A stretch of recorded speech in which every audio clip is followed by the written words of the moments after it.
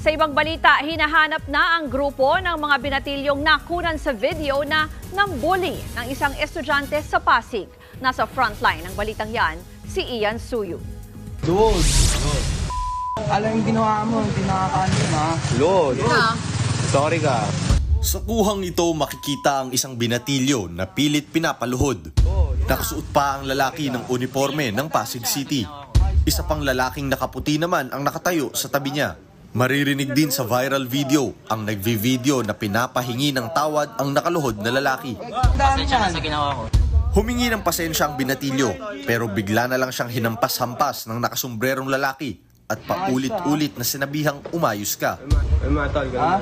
Inawat na ang nakaputing lalaki ng kanyang mga kasamahan pero bigla niya itong binigwasan sa panga.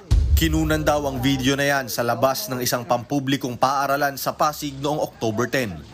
Mga mag-aaral ng naturang paaralan ang mga lalaking nasa video at ang grupong kumukuha at nanonood sa kanila. Kasunod ng insidente, nagreklamo na sa presinto ang mga magulang ng biktima. Trauma na po yung anak ko. Kaya po, no-comment na lang po ako kasi sobrang trauma na po nung anak ko. Nakunan na rin ng salaysay ng Pasig Police ang biktima at isa sa ilalim siya sa counseling. Pinaghahanap na rin ang grupong nambuli at nanakit sa lalaki. Hindi pa tukoy kung ano ang dahilan ng pananakit sa video, pero mariing kinundana ng Pasig LGU ang nangyari.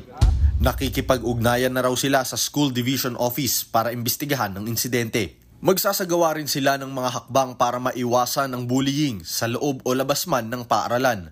Wala pang pahayag ang pamunuan ng eskwelahan. Nagbabalita mula sa Frontline, Ian Suyu, News 5. Mga kapatid, Justin Quirino po. Masayang kwentuhan at makapulahang informasyon ang hatid namin tuwing umaga. Kaya mag-subscribe na at mag-follow sa social media pages ng News 5.